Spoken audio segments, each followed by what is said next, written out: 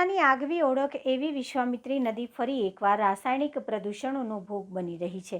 વડસર નજીક કોટેશ્વર મહાદેવ મંદિર પાસે નદીનું પાણી લાલ રંગમાં ફેરવાતા લોકોમાં ચિંતાની લાગણી ફેલાઈ છે.